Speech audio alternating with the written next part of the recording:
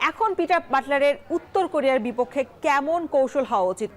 আমি মনে করি যে বিশ্লেষণ উনি সঠিকভাবেই করবেন এবং চায়নার সাথে আমরা যেভাবে শুরু করেছিলাম এটাই আমাদের করতে হবে। কিন্তু আমি মনে করি যে যেহেতু নর্থ কোরিয়াও আমাদের খেলা দেখেছে এবং ওরাও এটা অ্যানালাইসিস করবে, আমাদের ওই যে সেন্ট্রাল জোনে যে আমরা কম্প্যাক্ট খুব ভালো ডিফেন্ডিং করেছি, এখন আমাদের ফ্ল্যাঙ্ক দিয়ে ওরা চাবে যে ফ্ল্যাঙ্ক দিয়ে আমাদেরকে বিট করতে, আমাদের ফ্ল্যাঙ্কে আরেকটু আপনার শক্তি বাড়াতে হবে এবং আমাদের যারা মিডফিল্ড আছে তারাও আপনার সহযোগিতা করতে হবে। এবং আমাদের আরেকটা জিনিস আমি মনে করি যে গত খেলায় ছিল যে যেমন মনিকা অনেক বল আপনার রিগেইন করেছে, দেখা গেছে মনিকা অনেক বল আপনি ড্রিবলিং করেছে, নিজের পায়ে রেখেছে।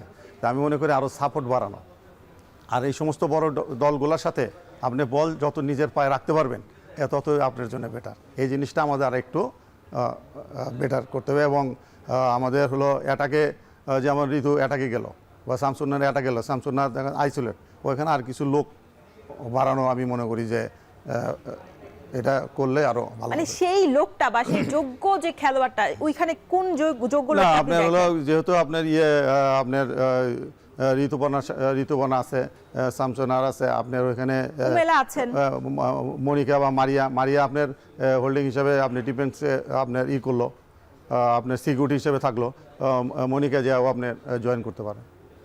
মানে স্বপ্না রানীকে নিয়ে আপনি কিছু ভাবছেন কিনা আলাদা করে? কারণ আমরা দেখেছি দ্বিতীয়ার্ধে যখন স্বপ্না রানী নেমেছে এবং মানে খুব ভালো আপনি একটা আপনার প্রসঙ্গ তুলেছেন।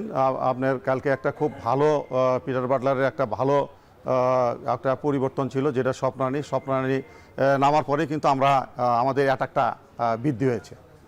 আমরা কিন্তু ফার্স্ট হাফের থেকে স্বপ্না রানী নামার পরে আমরা বেশি বল আমরা নিজেদের মধ্যে আদান প্রদান করতে পেরেছি। স্বপ্না আপনারা দেখছেন যে চায়নার গোলবারে শ্যুটও করতেছিল।